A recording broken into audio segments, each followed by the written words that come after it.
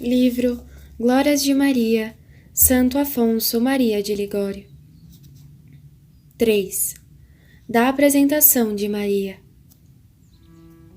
A oferta que Maria de si mesma fez a Deus foi pronta e sem demora, inteira e sem reserva. Uma oferta maior e mais perfeita do que a de Maria, ainda menina de 3 anos, nunca foi e nunca será feita a Deus por uma mera criatura. Apresentou-se no templo a oferecer-lhe não aromas ou vitelos, nem talentos de ouro, mas toda a sua pessoa em perfeito e perene holocausto ao Senhor. Bem ouviu a voz de Deus, que já a chamava para dedicar-se inteiramente a seu amor. Levanta-te, amiga minha, e vem. Queria o Senhor que desde então esquecesse sua pátria, seus parentes, tudo enfim, para aplicar-se unicamente a amá-lo e a agradar-lhe. Ouve, filha, vê e presta atenção. Esquece o teu povo e a casa de teu pai. Maria obedeceu imediatamente à voz divina. Consideremos, pois, quanto foi aceita por Deus essa oferta. Em primeiro lugar, porque se lhe ofereceu prontamente e sem demora. Depois, inteiramente e sem reserva. Sejam estes os nossos 2 pontos. Ponto primeiro. Maria ofereceu-se a Deus sem demora. 1. Como criança ainda, ela conhecia a grandeza de Deus. Desde o primeiro momento em que esta celeste menina foi santificada no seio de sua mãe, que foi o primeiro instante de sua imaculada conceição, recebeu também o uso perfeito da razão, pois logo aí devia começar a adquirir mérito. Assim o afirmam por comum sentença os doutores como o padre Soares.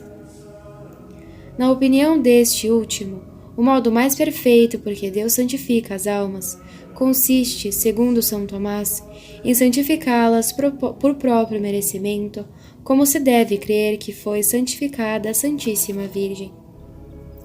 E este privilégio foi concedido aos anjos e a Adão, assevera-nos o doutor Angélico. Ainda com maior razão, devemos crer que fosse concedido a Maria. Pois, havendo-se Deus dignado fazê-la sua mãe, temos que supor que lhe haja conferido maiores dons que a todas as outras criaturas. Em sua qualidade de mãe, diz Soares, tem a Virgem certo direito singular a todos os dons de seu filho. Em virtude da união hipostática, foi justo que Jesus tivesse a plenitude de todas as graças. Assim, por causa da maternidade divina, conveio também que de Jesus recebesse Maria graças maiores do que todas as dispensadas aos outros santos e anjos. Assim, pois, logo no primeiro albor de sua vida, Maria conheceu a Deus, e tal o conheceu que nenhuma língua, revelou o anjo a Santa Brígida, saberia exprimir o quanto a inteligência da Virgem Santíssima se aprofundou em Deus desde o primeiro momento em que o conheceu. Aos primeiros clarões dessa primeira luz, ofereceu-se ela inteiramente a Deus, dedicando-se exclusivamente ao seu amor e à sua glória. Disse ainda o anjo à mesma santa: Nossa Rainha determinou logo sacrificar a sua vontade a Deus com todo o seu amor por todo o tempo de sua vida. E ninguém pode compreender quanto a vontade se sujeitou então a abraçar todas as coisas agradáveis ao Senhor. 2. Maria aprova a promessa de seus pais. Mais tarde, a Imaculada Menina ficou sabendo da promessa de seus pais, Joaquim e Ana. Haviam prometido a Deus, e até com voto, como referem vários autores, que se lhes concedesse prole, a consagrariam a seu serviço no templo. Conforme velho costume, internavam os judeus suas filhas em cômodos que havia em roda do templo, para aí serem bem educadas. Assim nolo referem Barônio, Nicéforo, Cedreno, Soares, que se estribam na autoridade do historiador Flávio Joséfo, de São João Damasceno, de Jorge de Nicomédia, de Ambrósio e de Anselmo. Isso se infere claramente de uma passagem do segundo livro dos Macabeus. Quando Heliódoro quis penetrar no templo para apoderar-se do tesouro nele depositado, corria o povo em bandos de suas casas, conjurando a Deus com preces que não permitisse a profanação de um lugar tão santo. E até as donzelas que antes se conservavam enclausuradas, corriam umas para Unias, o sumo sacerdote. É verdade, desde o começo de sua vida, já se tinha a Virgem consagrado inteiramente a Deus. Mas ao saber da promessa de seus pais, quis se oferecer solenemente e consagrar-se ao Senhor, apresentando-se-lhe no templo. E assim o fez, tendo apenas 3 anos de idade, como atestam São Germano e o monge Epifânio. Ora, justamente nessa idade, as crianças têm maior desejo e maior precisão da assistência dos pais. Maria foi a primeira a pedir-lhes, com muita insistência, que a conduzissem ao templo, em cumprimento da promessa que haviam feito. E sua santa mãe, diz São Gregório de Nissa, deu-se pressa em o fazer. 3. Rumo ao templo. Generosamente, portanto, Joaquim e Ana sacrificaram a Deus o que lhes era mais caro ao coração. Eis que partem de Nazaré, levando nos braços, ora um, ora outro, a diletíssima filha, que, sozinha, não teria podido fazer a pé uma viagem tão longa como a de Nazaré a Jerusalém. De um lugar a outro vai a distância de 80 milhas, mais ou menos 30 horas de viagem. Acompanhavam-nos poucos parentes. Mas os anjos, observa Jorge de Nicomédia, em revoadas rodeavam e serviam nessa viagem a Imaculada Virgenzinha que se ia consagrar a Deus. Como são belos os teus passos, ó filha do príncipe! Quão belos deviam cantar os anjos, quão queridos ao Senhor esses passos que fazes para te ires oferecer a Ele, ó grande filha predileta do nosso comum Senhor! O próprio Deus, afirma Bernardino de Buste, fez naquele dia, com toda a sua celeste corte, uma grande festa, vendo conduzir a sua esposa ao templo. Pois não viu jamais criatura mais santa e mais amada que se lhe fosse oferecer. E depois, exclama São Germano de Constantinopla, Inde, ó Mãe de Deus, ide alegremente à casa do Senhor, e esperai a vinda do Divino Espírito, que mãe vos fará do Verbo Eterno. Chegada que foi a santa comitiva ao templo, a amável menina voltou-se a seus pais e de joelhos, beijando-lhes as mãos, lhes pede a bênção.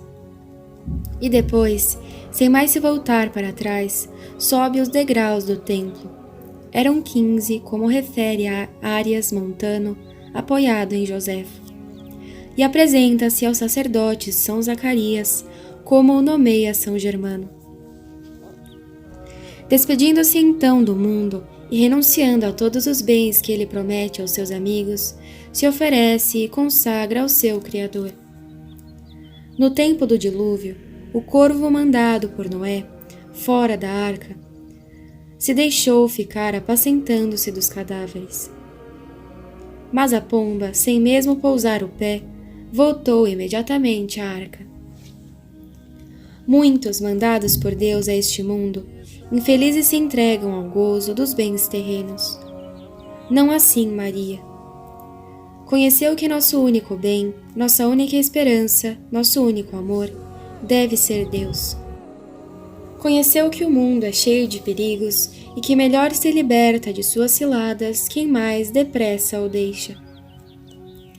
Quis por isso fugir dele, desde sua mais tenra idade, e foi fechar-se no sagrado retiro do templo, onde melhor podia ouvir as vozes do seu Deus, e onde melhor podia honrá-lo e amá-lo.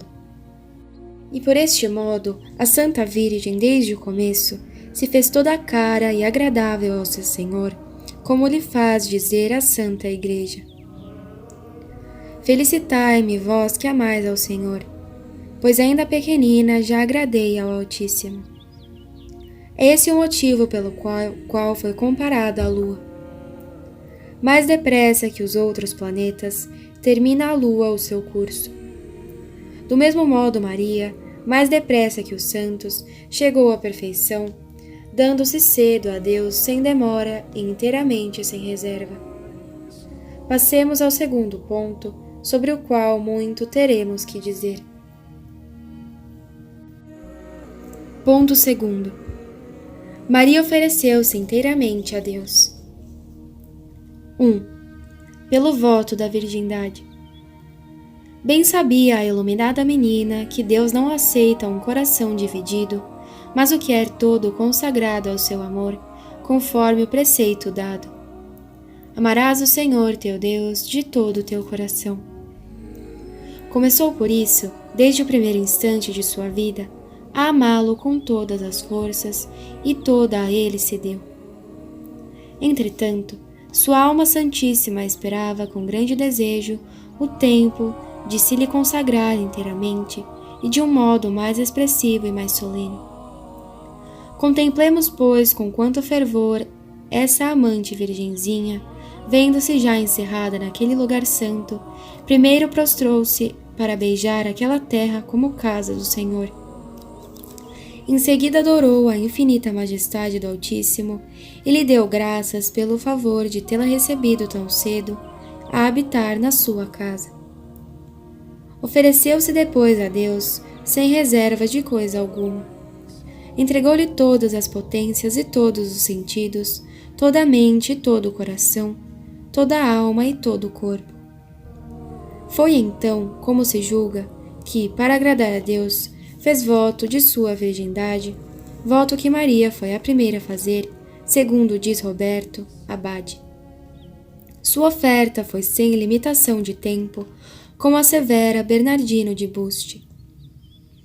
Pois era sua intenção servir a divina majestade no templo por toda a sua vida, se assim fosse do agrado de Deus, sem mais sair daquele lugar.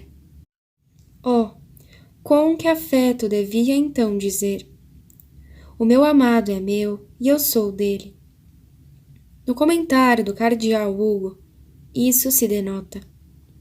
Meu Senhor e meu Deus, aqui vim para agradecer-vos e dar-vos toda a honra que me é possível. Aqui viver eu quero toda para vós, e por vós quero morrer, se assim for de vosso agrado. Aceitai o sacrifício que vos faz a vossa pobre serva, e ajudai-me a vos ser fiel. 2. Pela prática de todas as virtudes. Consideremos aqui quanto foi santa a vida de Maria no templo. Como cresce na sua luz a aurora, assim ia a Virgem crescendo sempre em perfeição. Quem poderia dizer como, de dia em dia, nela resplandeciam sempre mais belas virtudes, a caridade, a modéstia, a humildade, a mortificação, o silêncio e a mansidão? Sobre ela diz São João Damasceno: plantada na casa de Deus, esta bela oliveira regada pelo Espírito Santo se fez a habitação de todas as virtudes. E em outro lugar, o semblante da Virgem era modesto, o ânimo humilde, as palavras amorosas, saindo de um interior bem composto. Mais adiante afirma ainda: a Virgem afastou o pensamento de todas as coisas terrenas, abraçando todas as virtudes. Admirável e rápido foi o progresso na perfeição, e assim mereceu tornar-se um digno templo de Deus. 3. Maria ofereceu a Deus todos os trabalhos do dia.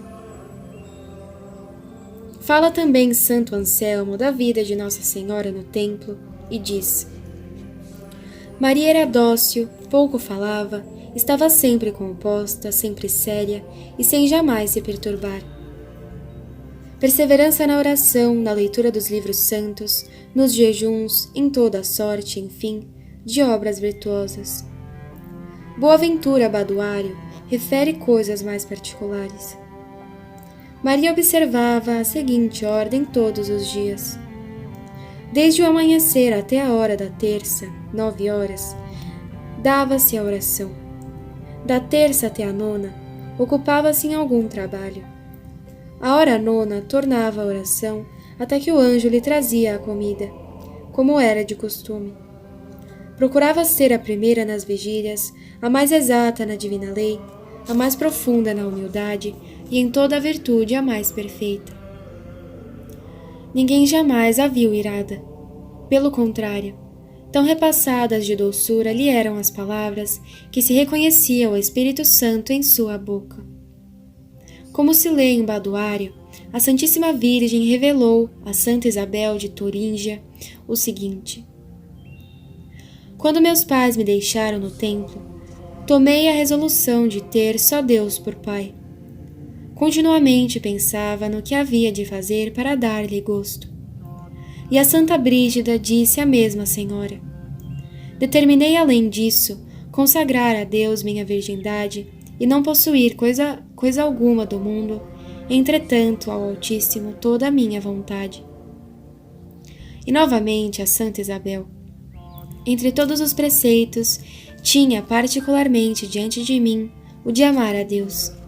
Levantava-me à meia-noite e ia ao templo orar ao Senhor, diante do altar, para que me concedesse a graça de observar os preceitos e de contemplar a Mãe do Redentor.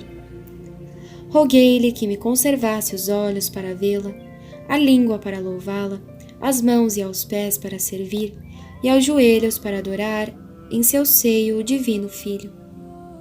Mas a santa, ao ouvir isto, lhe perguntou: Mas, Senhora, vós não éreis cheia de graça e de virtudes?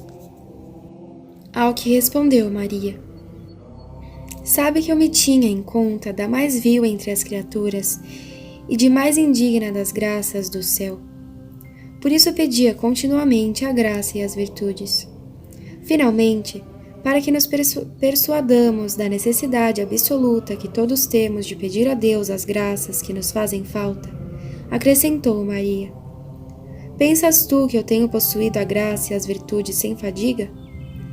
Sabe que eu, graça alguma, recebi de Deus sem grande fadiga, oração contínua, desejo ardente, muitas lágrimas e penitências. Especial atenção merecem as revelações de Santa Brígida acerca dos exercícios das virtudes praticadas pela Santíssima Virgem na sua infância.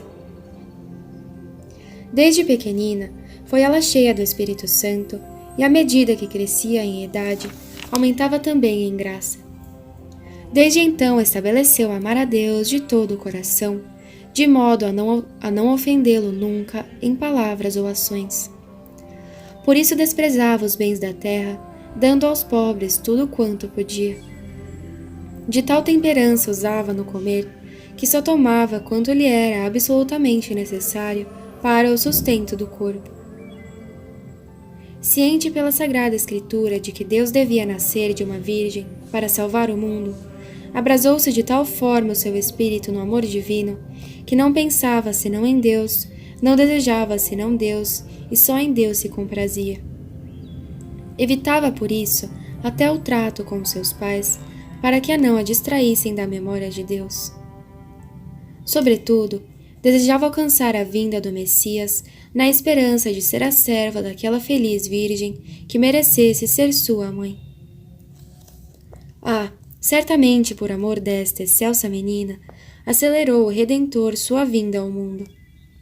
Enquanto Maria, em sua humildade, nem se julgava digna de ser a serva da Divina Mãe, foi ela mesma a eleita para essa sublime dignidade. Com a fragrância de suas virtudes e poderosas súplicas, atraiu ao seu seio virginal o Filho de Deus.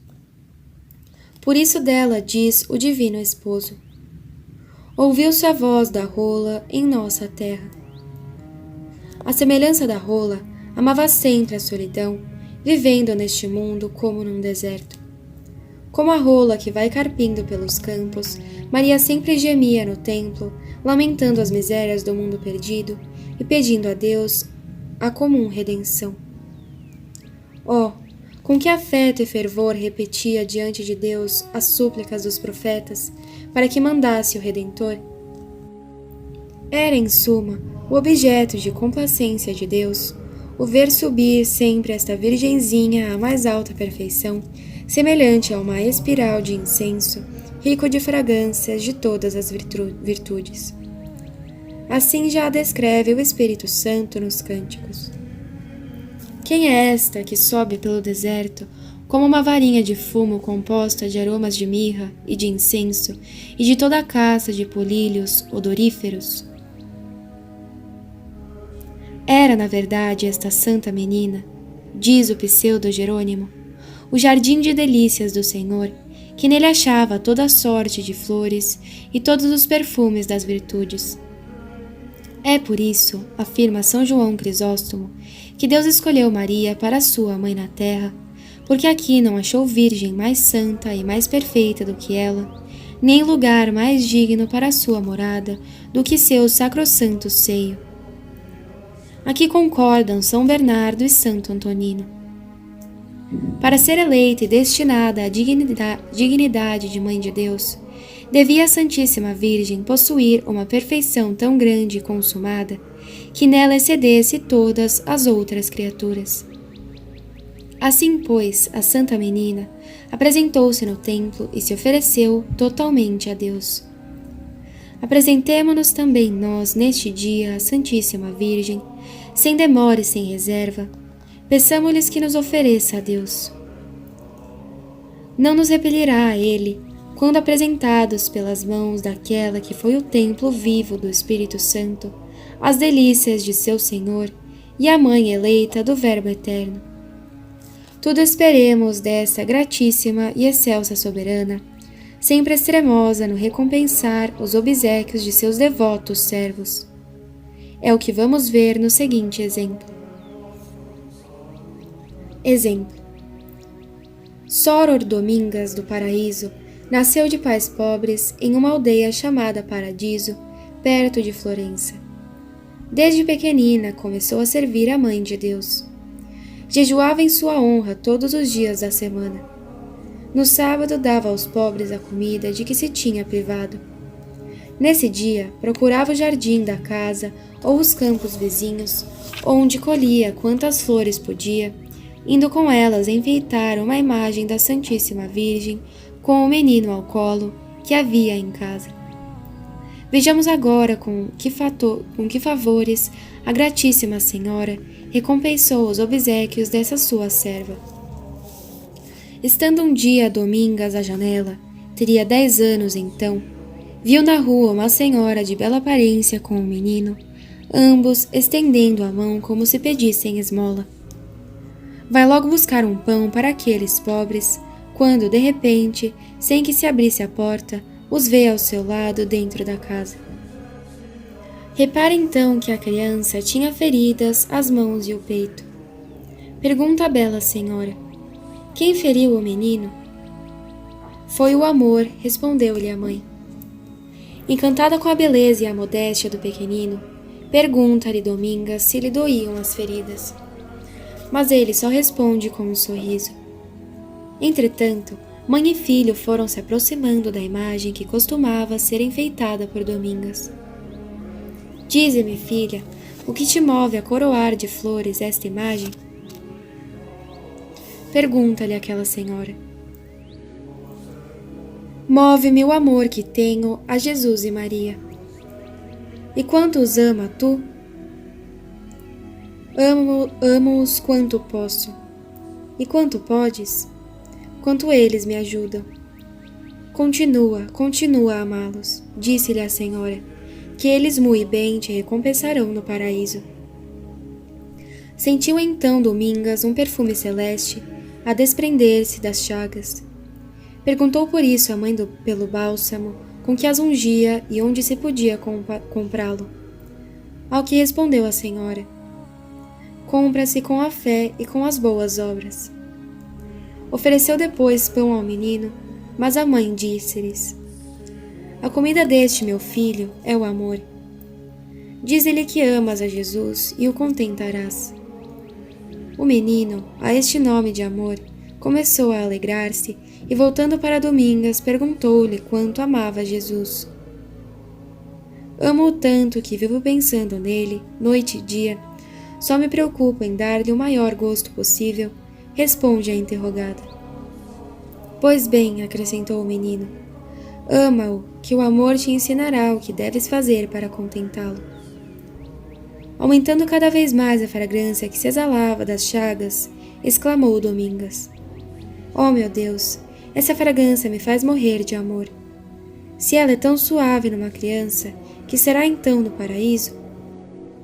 Mas eis que se muda a cena de repente. A mãe da criança parece revestida como uma rainha e circundada de luz, e o menino resplandecente como um sol de beleza. Ele que toma as flores, espalha-as sobre a cabeça de Domingas, que reconhece então naqueles personagens a Jesus e Maria, e prostra-se para venerá-los devidamente. Assim terminou a visão. Mais tarde Domingas tomou o hábito dominicano e morreu em odor de santidade no ano de 1553. Oração. Ó dileta de Deus, amabilíssima menina Maria. Ó, se assim como vos apresentastes no templo e prontamente e inteiramente vos consagrastes à glória e ao amor do vosso Deus, eu pudesse também oferecer-vos neste dia os primeiros anos de minha vida, para dedicar-me todo ao vosso serviço, ó Santa e Dulcíssima Senhora minha, como seria então feliz? Mas não é mais tempo, porquanto, infeliz, tenho perdido tantos anos a servir o mundo, e os meus caprichos, quase inteiramente esquecido de vós e de meu Deus. Mas é melhor começar tarde do que nunca. Eis, ó Maria, que hoje a vós me apresento e me ofereço todo ao vosso serviço, porque aquele pouco ou muito tempo que me resta de vida neste mundo. A vosso exemplo renuncio a todas as criaturas e inteiramente me dedico ao amor de meu Criador. Consagro-vos, pois, ó minha rainha, a minha mente para que pense sempre no amor que mereceis, minha língua para louvar-vos, meu coração para amar-vos. Aceitai, ó Puríssima Virgenzinha, a oferta que vos apresenta este mísero pecador. Aceitai-a, eu vou-lo rogo, por aquela consolação que sentiu o vosso coração quando no templo vos destes a Deus. E se tarde me dedico ao vosso serviço, é justo que me compense o tempo perdido, duplicando os obséquios e o amor. Ajudai com vossa poderosa intercessão, ó Mãe de misericórdia, a minha fraqueza, e impetrai-me do vosso Jesus a perseverança e a fortaleza para ser-vos fiel até a morte, a fim de que, servindo-vos sempre nesta vida, possa depois ir louvar-vos eternamente no céu. 4. Da Anunciação de Maria. Maria, na encarnação do Verbo, não podia humilhar-se mais do que se humilhou. Deus, pelo contrário, não podia exaltá-la mais do que a exaltou. Quem se exalta será humilhado, e quem se humilha será exaltado. Esta é a palavra do Senhor, não pode falhar. Havia Deus determinado fazer-se homem para remir o homem decaído e assim manifestar ao mundo sua bondade infinita.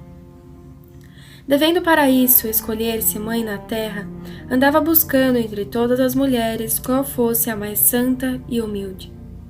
Entre todas observou uma, e foi a Virgenzinha Maria, que muito mais era perfeita nas virtudes, tanto mais simples e humilde era no seu conceito. Há um sem número de virgens a meu serviço, diz o Senhor, mas uma só é a minha pomba, a minha eleita. Por isso disse Deus: seja esta escolhida para minha mãe. Vejamos, pois, quanto Maria foi humilde e por isso quanto Deus a exaltou. Na encarnação do Verbo, ela não podia humilhar-se mais do que se humilhou. Seja este o primeiro ponto. Deus não podia exaltá-la mais do que a exaltou. Será o segundo. Ponto primeiro. A humildade de Maria na anunciação do anjo. 1. Ao ser saudada pelo anjo. Falando o Senhor, no Cântico dos Cânticos, precisamente da humildade dessa humilíssima Virgem, disse: enquanto o rei está no seu repouso, exalou o meu nardo a sua fragrância. Comenta Santo Antonino as citadas palavras deste modo: o nardo, planta pequena e baixa, é figura da humildade de Maria, cujo odor subiu ao céu e atraiu o Verbo no seio do Eterno Pai ao seu seio virginal. De modo que o Senhor, atraído pela fragrância desta humilde virgenzinha, a escolheu para sua mãe, querendo fazer-se homem para remir o mundo. Mas, para maior glória e merecimento desta mãe, não se quis fazer seu filho, sem que primeiro ela prestasse seu consentimento, diz Guilherme Abade. Eis porque, enquanto a humilde Virgem suspirava em sua cela com mais fervor do que nunca, pela vinda do Redentor, conforme uma revelação a Santa Isabel de Turíngia, vem o arcanjo Gabriel com grande embaixada. Entra e saúda-a dizendo: Ave Maria, cheia de graça, o Senhor é convosco e bendita sois entre as mulheres. Deus vos saúda, ó Virgem cheia de graça, pois foste sempre rica da graça, acima de todos os santos. O Senhor é convosco, pois sois tão humilde. Bendita sois entre as mulheres, porquanto as outras incorrem na maldição da culpa. Mas vós, porque haveis de ser mãe do bendito, sois e sereis sempre bendita e isenta de toda a mácula. Entretanto, a humilde Maria a esta saudação toda cheia de louvores, que responde? Nada, não respondeu, mas pensando na saudação perturbou-se. Quando ela o ouviu, turbou-se com o seu dizer e cogitava que saudação fosse esta. E por que se assustou? Acaso por temor de ilusão, ou por modéstia, vendo um homem, como que era alguém, pensando que o anjo lhe apareceu em forma humana? Não, o texto é claro. Turbou-se com o seu dizer, mas não com a sua aparição. Observa São Bruno de Seguine. Essa perturbação foi causada unicamente por sua humildade, que absolutamente não podia compreender semelhantes louvores. Por isso, quanto mais pelo anjo ouve exaltar-se, mais se humilha e considera o seu nada. Reflete aqui São Bernardino. Houvesse o anjo lhe declarado que era a maior pecadora do mundo, e não teria a Virgem se admirado tanto. Mas ouvindo aqueles louvores tão sublimes, toda se perturbou. E isso porque, sendo tão cheia de humildade, aborrecia todo o elogio e desejava que só o Criador, fonte e origem de todo bem, fosse louvado e bendito. Assim o disse Maria, Santa Brígida, falando do tempo em que foi feita a Mãe de Deus. Mas, digo eu, era a Santíssima Virgem bem instruída nas Sagradas Escrituras, e assim conhecia ser já chegado o tempo, predito pelos profetas, da vinda do Messias. Já eram completas as semanas de Daniel. Já tinha passado o cetro de Judá às mãos de Herodes, rei estrangeiro, segundo a profecia de Jacó. Bem sabia a Senhora que uma virgem devia ser mãe do Messias.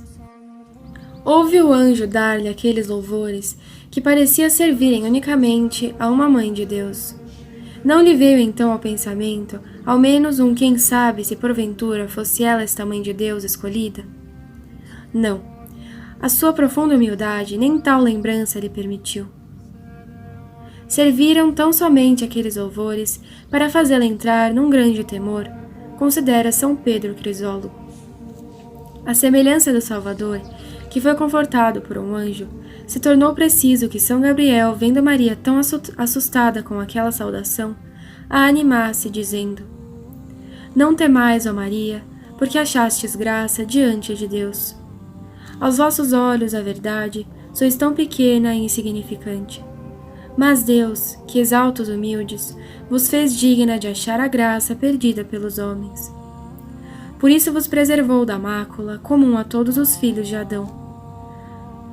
Por isso, desde a vossa conceição, vos ornou de uma graça maior que a de todos os santos. Por isso, finalmente, agora vos exalta a ser sua mãe. Eis, concebereis em vosso seio e dareis à luz a um filho, e por-lhe-eis o nome de Jesus. 2. O humilde consentimento de Maria. Ora, pois, que se espera? Senhora, espera o anjo a vossa resposta, mas a esperamos nós, já condenados à morte, diz São Bernardo. Eia, ó querida mãe, já se vos oferece o preço da nossa salvação. Que será o Verbo divino em vós feito homem? Se o aceitais por filho, seremos imediatamente livres da morte. O mesmo Senhor nosso, pelo muito que está enamorado de vossa beleza, muito deseja o vosso consentimento, por cujo intermédio determinou salvar o mundo. Respondei, Senhora, depressa. Não tardeis mais ao mundo a salvação, que de vosso consentimento agora depende. Mas eis que Maria já responde ao anjo, dizendo-lhe: Eis aqui a escrava do Senhor, faça-se em mim segundo a tua palavra. Eis a resposta mais bela, mais humilde e mais prudente, que nem toda a sabedoria dos homens e dos anjos juntamente teria podido inventar, se nela pensassem por 1.000.000 de anos. Ó resposta poderosa, que alegraste o céu e trouxeste à terra um mar imenso de graças e de bens. Resposta que apenas saída do humilde coração de Maria, atraístes do seio do Pai o unigênito Filho, para fazê-lo homem no seio puríssimo da Virgem. Com efeito, mal foram pronunciadas as palavras: Eis aqui a escrava do Senhor, faça-se em mim segundo a tua palavra, e já o Filho de Deus passou a ser também filho de Maria. Ó poderosa, ó eficaz, ó augustíssima palavra, exclama São Tomás de Vilanova. Com um fiat, criou Deus a luz, o céu, a terra, mas com este fiat de Maria, um Deus se tornou homem como nós. Mas não nos desviemos do nosso ponto e consideremos primeiramente a grande humildade de Maria nessa resposta. Bem conhecia ela quanto fosse excelsa a dignidade de Mãe de Deus. O anjo acabava de assegurar-lhe que era esta a feliz mãe escolhida pelo Senhor. Nem com tudo isso, porém, vemo-la se adiantar na estima de si mesma ou demorar-se em vãs complacências. Considerando de um lado o seu nada, do outro a infinita majestade de Deus, que a escolhia por mãe, reconhece-se indigna de tanta honra. Entretanto, em nada se quer opor à sua vontade. Assim, pedindo-se-lhe o seu consentimento, que faz, que diz, toda humilhada de si mesma, toda inflamada por outra parte do desejo de unir-se assim mais com Deus, responde no completo abandono de si própria à vontade divina. Eis aqui a escrava do Senhor, obrigada a fazer o que o Senhor ordena. E queria dizer: se o Senhor elege por mim, a mãe, que nada tenho que me pertença, é porque tudo quanto possuo dele o recebi. Quem jamais pode pensar que ele me eleja por merecimento meu? Eis aqui a escrava do Senhor. Que merecimento pode ter uma escrava para ser feita mãe do seu Senhor? Seja, pois, louvada somente a bondade do Senhor, e não se louve a escrava, pois que tudo é sua bondade, pôr os olhos numa criatura tão baixa como eu e exaltá-la tanto. Ó grande humildade de Maria, que a faz pequena a seus olhos, mas grande diante de Deus! Exclama Guerrico Abade. indigna no seu conceito e tão digna aos olhos daquele Senhor imenso que não cabe no mundo. Mais beleza ainda há nas palavras de São Bernardo, na quarta alocução sobre a Assunção de Maria. Aí admira a humildade desta Virgem nos seguintes termos: Senhora, como pudestes unir no vosso coração o conceito de vós mesma tão humilde, com tanta pureza, com tanta inocência e tanta plenitude de graça como possuís? E como, ó Virgem Santa, se pode arraigar em vós essa humildade e tanta humildade, quando tão extraordinariamente honrada e exaltada vos vieis por Deus? Lúcifer, vendo-se adotado de grande beleza, aspirou a elevar o seu trono sobre as estrelas e fazer-se igual a Deus. Ora, que diria e que pretenderia o soberbo se visse ornado dos dotes de Maria? A humilde Maria não fez assim. Quanto mais se viu exaltada, mais tanto se humilhou. Ah, Senhora, por esta tão bela humildade, conclui o santo, vós vos fizestes digna de ser olhada por Deus com amor singular, digna de enamorar vosso rei com vossa beleza, digna de atrair, com a suave fragrância de vossa humildade, o eterno Filho, do seu repouso no seio de Deus, ao vosso puríssimo ventre. Por isso, diz Bernardino de Buste que mais mereceu Maria com aquela resposta do que não poderiam merecer todas as criaturas com todas as suas obras. 3. Recompensa de sua humildade. De fato, assevera São Bernardo, essa inocente virgem tornou-se cara a Deus por sua pureza, mas por sua humildade fez-se digna, tanto quanto possível, a uma criatura de ser mãe do seu Criador. Da mesma opinião é o pseudo Eusébio de Cremona, quando afirma que Deus a tomou por mãe, mais por sua humildade que por todas as suas outras excelsas virtudes. A própria Virgem assim o exprimiu a Santa Brígida. Como mereci eu a graça insígne de me tornar mãe de meu Senhor, senão porque conheci o meu nada e me humilhei?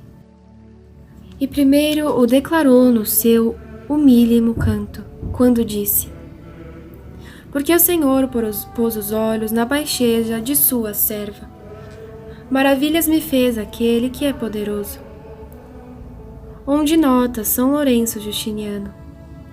Maria acentua que o Senhor olhou não para sua virgindade e inocência, senão para sua baixeza. E não se refere à sua humildade, escreve São Francisco de Sales, para louvá-la, mas antes para dizer que Deus havia olhado para o seu nada, e por mera bondade a quisera exaltar tanto. Em suma, na frase do pseudo Agostinho, foi a humildade de Maria como uma escada, pela qual se dignou o Senhor descer à terra para se fazer homem no seu seio. E também o que Santo Antonino acentuou com as palavras: a humildade da Virgem foi a sua disposição mais perfeita e mais próxima para ser mãe de Deus. E com isto se estende o que predisse Isaías: e sairá uma vara do trono de Jessé, e uma flor brotará da sua raiz.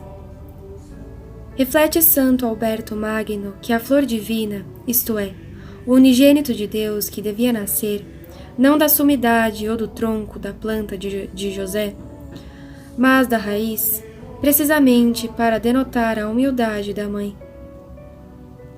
Breve e claramente o explica também Jordão, abade de Celes. Nota-te que a flor surgirá não da fronte, mas da raiz da planta. Falou por isso o Senhor a esta tua serva: aparta os teus olhos de mim, porque eles são os que me fizeram partir. Mas para onde vos fazem eles partir? Pergunta São Tomás de Vilanova. Do coração do pai para o seio da mãe. Eis a resposta. Sobre este pensamento, diz o douto intérprete Fernandes: os olhos tão humildes de Maria, com que viu sempre a divina grandeza, sem jamais perder de vista o seu próprio nada, fizeram tal violência ao mesmo Deus, que o atraíram ao seu seio virginal. E com isso se entende, diz o abade Franco, por que razão o Espírito Santo louvou tanto a beleza desta sua esposa, aludindo aos olhos de pomba que tinha. Oh, como és formosa, minha amiga, como és bela! Os teus olhos são como os olhos das pombas. É que Maria, olhando para Deus com olhos de humildade e simples pombinha, tanto o cativou da sua beleza que com vínculos de amor o fez prisioneiro do seu seio virginal. Assim, portanto, concluamos este ponto, na encarnação do Verbo, como temos visto desde o princípio, não pôde Maria humilhar-se mais do que se humilhou. Vejamos agora como Deus, tendo-a feito sua mãe, não pôde exaltá-la mais do que a exaltou. Ponto 2. A exaltação de Maria por Deus. 1. Como Mãe de Deus, é Maria a criatura mais chegada ao Senhor. Necessário seria compreender quão sublime é a grandeza de Deus, para também se compreender a altura a que foi Maria elevada. Bastará, pois, somente dizer que Deus fez desta Virgem sua mãe, para entender com isso que não lhe era possível exaltá-la mais do que a exaltou. Apropriadamente afirma Arnoldo de Chartres que, em se fazendo filho da Virgem, Deus a colocou numa altura superior a todos os santos e anjos. Exceto Deus, ela é sem comparação mais elevado do que todos os espíritos celestes, como dizem Santo Efrem e Santo André de Creta.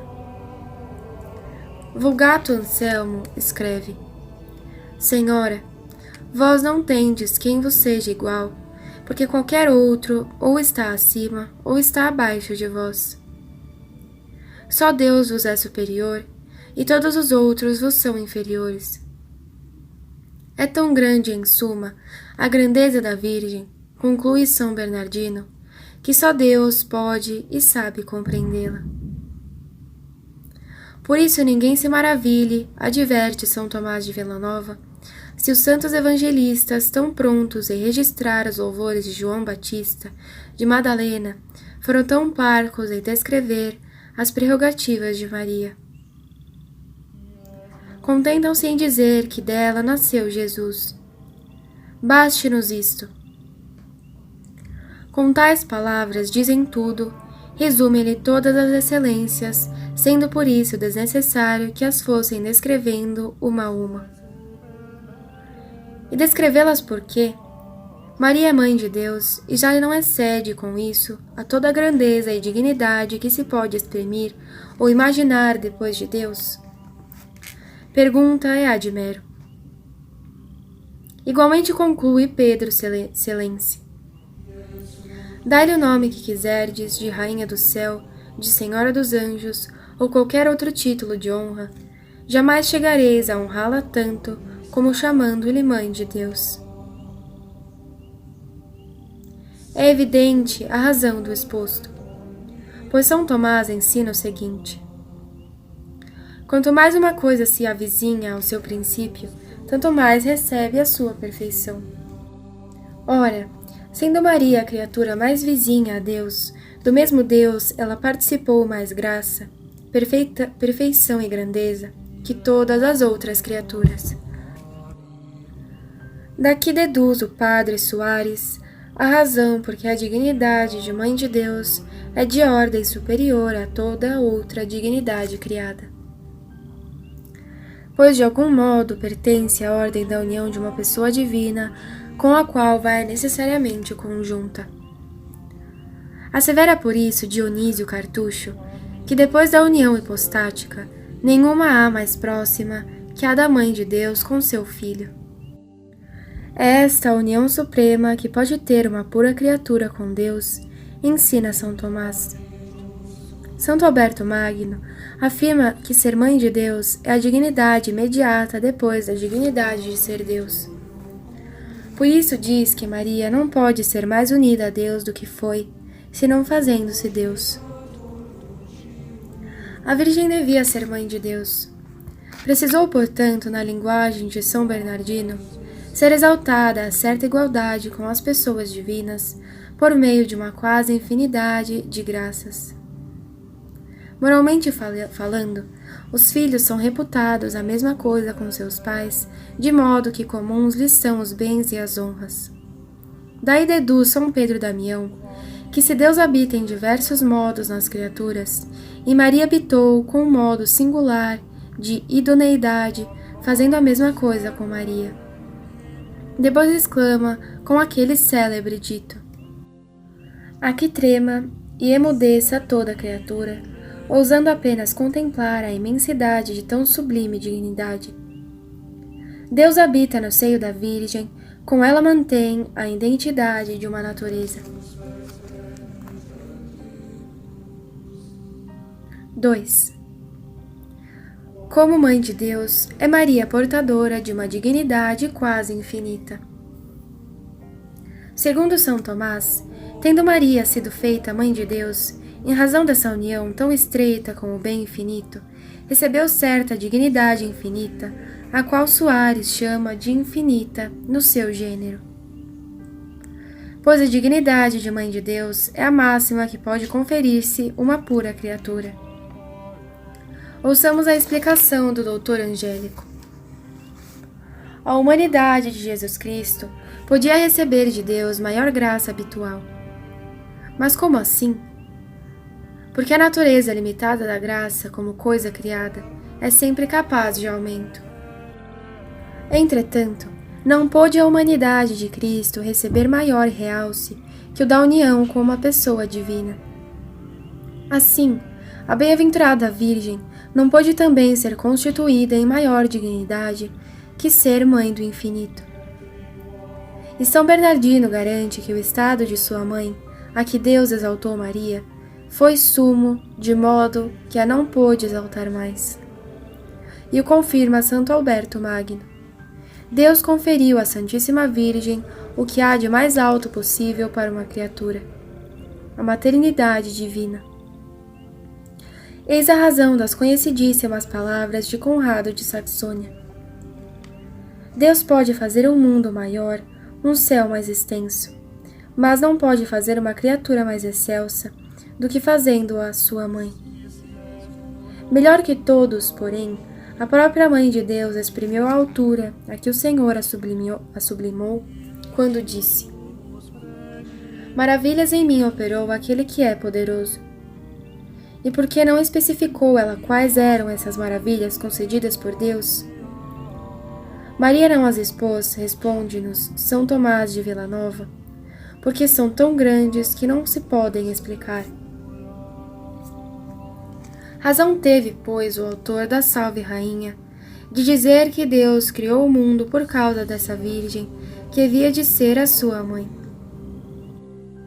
São Boaventura podia dizer que o mundo persiste por disposição de Maria. Por vossa intercessão, ó Santa Virgem, é conservado o mundo, que no começo fundaste juntamente com Deus. Essas palavras fazem alusão a um texto dos Provérbios, onde se lê: estava eu com ela regulando todas as coisas.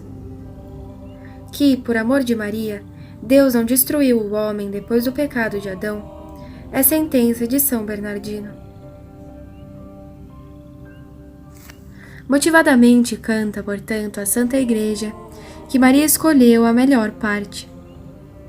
Porquanto esta mãe e virgem não só elegeu a ótima parte, mas das ótimas elegeu a ótima parte. É o que nolo atesta São Alberto Magno. Deus dotou-a em sumo grau de todas as graças e dons gerais e particulares conferidos a todas as outras criaturas.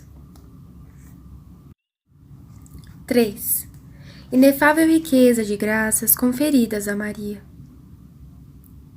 Mas todo esse tesouro lhe foi dado em consequência da dignidade que lhe fora concedida de Mãe de Deus. De modo que Maria foi menina, mas desse estado teve unicamente a inocência, não o defeito da incapacidade. pois desde o primeiro instante de sua vida teve o uso perfeito da razão. Foi virgem, mas sem a ignomínia de estéril. Foi mãe, mas conservando sempre a glória da virgindade. Foi bela, mas belíssima até, como diz Ricardo de São Lourenço, com Jorge de Nicomédia e o pseudo Dionísio Areopagita. O Senhor revelou a Santa Brígida que a beleza de sua mãe excedeu a de todos os anjos e santos.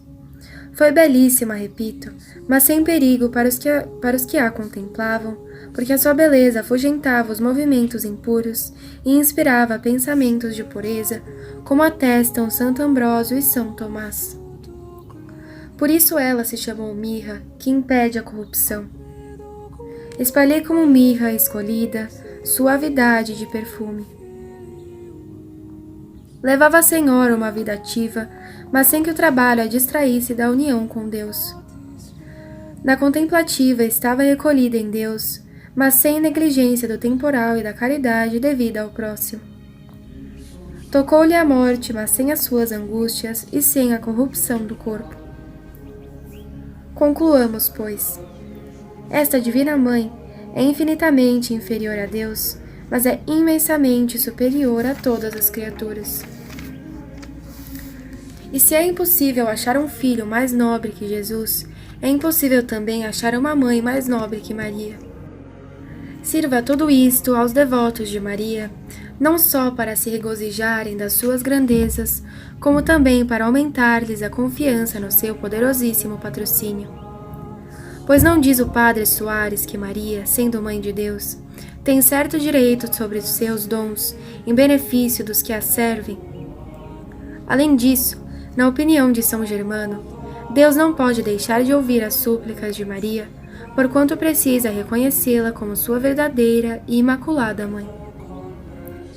Assim, pois, ó Mãe de Deus e nossa Mãe, não vos falta nem o poder, nem a vontade para socorrer-nos. Sabeis, dir-vos-ei, com o abade de Celes, que Deus não vos criou para si, mas que vos deu aos anjos como sua restauradora, aos homens como sua reparadora e aos demônios como sua debeladora. Por meio de vós recobraremos a graça divina, e por vós o inimigo é vencido e debelado. Desejamos porventura dar um agrado à Divina Mãe? Saudemo-la então muitas vezes com a Ave Maria. Apareceu um dia a Virgem a Santa Matilde e disse-lhe que ninguém a podia obsequiar melhor do que com esta saudação. Se assim o praticarmos, receberemos graças singulares desta Mãe de Misericórdia, como se verá pelo seguinte. Exemplo. É célebre aquele acontecimento que refere o padre Segneri na sua obra intitulada O Cristão Instruído. Foi confessar-se em Roma ao padre Zuzic, um jovem carregado de pecados desonestos e mal habituado. O confessor acolheu-lhe com caridade e, compadecendo-se das suas misérias, lhe disse que a devoção a Nossa Senhora podia livrá-lo daquele desventurado vício. Portanto, impôs-lhe por penitência que até outra confissão recitasse pela manhã e à noite, ao levantar-se e ao deitar-se, uma Ave Maria Virgem, oferecendo-lhe aos olhos, as mãos e todo o seu corpo, rogando-lhe que o defendesse com uma coisa sua. E além disso, que beijasse 3 vezes a terra. O jovem praticou essa penitência, a princípio com pouca emenda. Mas o padre continuou a inculcar-lhe que jamais a deixasse, animando-o a que confiasse no patrocínio de Maria. Neste tempo, partiu o penitente com outros companheiros e levou muitos anos a rodar pelo mundo. Quando voltou a Roma, foi de novo ter com o confessor, o qual, com grande júbilo e maravilha, o achou completamente mudado e livre das antigas torpezas. Filho, perguntou-lhe, como obtivesse de Deus tão feliz transformação? Respondeu-lhe o jovem, meu padre, Nossa Senhora alcançou-me esta graça por causa daquela pequena prática de devoção que me ensinastes. Mas não param aqui as maravilhas. Tendo o confessor narrado do púlpito o que acabamos de referir, foi ouvido por um capitão que entretinha, havia muitos anos, relações criminosas com uma mulher. Resolveu-se ele a praticar a mesma devoção para libertar-se daquela horrível cadeia com que o demônio o escravizava. Essa intenção é necessária a todos os pecadores para que a Virgem os possa socorrer. Por este meio, conseguiu também deixar a má conduta e mudou de vida. Mas o que aconteceu depois? Ao cabo de 6 meses, o capitão, fiando-se loucamente nas próprias forças, quis um dia visitar aquela mulher para ver se ela também tinha mudado de vida. Mas ao chegar à porta daquela casa, onde ia correr manifesto o perigo de tomar a cair, sentiu-se puxado para trás por uma força invisível e achou-se tão distante no fim da rua, em frente à sua própria casa. Conheceu então claramente que Maria o livrara assim da sua perdição. De tudo isso se depreende, quando é solícita nossa boa mãe, não só em arrancar-nos do pecado, se com este fim a ela nos recomendarmos, mas ainda em livrar-nos do perigo de novas recaídas. Oração. Ó Virgem Imaculada e Santa, ó criatura mais humilde e mais excelsa diante de Deus, fostes tão pequena aos vossos olhos, porém tão grande aos olhos do Senhor, que Ele vos exaltou a ponto de vos escolher para sua mãe e fazer-vos depois rainha do céu e da terra. Dou, pois, graças àquele Deus que tanto vos sublimou, e me alegro convosco por ver-vos tão unida a Deus, que mais não é possível a uma pura criatura. Diante de vós, que sois tão humilde com tantos dotes, me envergonho de comparecer eu, miserável, tão soberbo e tão carregado de pecados. Entretanto, mesmo assim, quero saudar-vos. Ave Maria, cheia de graça, sois cheia de graça, impetrai também a graça para mim. O Senhor é convosco. Aquele Senhor que esteve sempre convosco desde o primeiro instante de sua criação, uniu-se agora a vós mais estreitamente, fazendo-se vosso Filho. Bendita sois vós entre as mulheres. Ó mulher bendita entre todas as mulheres, alcançai-me também a divina bênção. E bendito é o fruto de vosso ventre. Ó planta bem-aventurada, que destes ao mundo um fruto tão nobre e tão santo.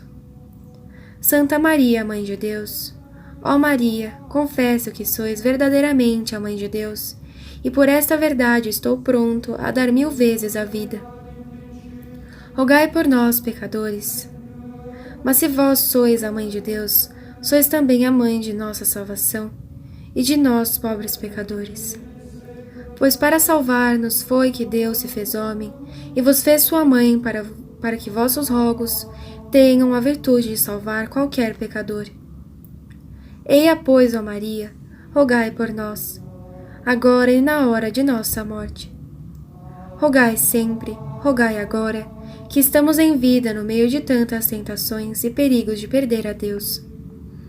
Mas, sobretudo, rogai por nós na hora da nossa morte, quando estivermos a ponto de deixar este mundo e sermos apresentados ao divino tribunal, a fim de que, salvando-nos pelos merecimentos de Jesus Cristo e pela vossa intercessão, possuamos um dia, sem perigo de jamais nos perder, saudar-vos e louvar-vos com o vosso Filho no céu, por toda a eternidade.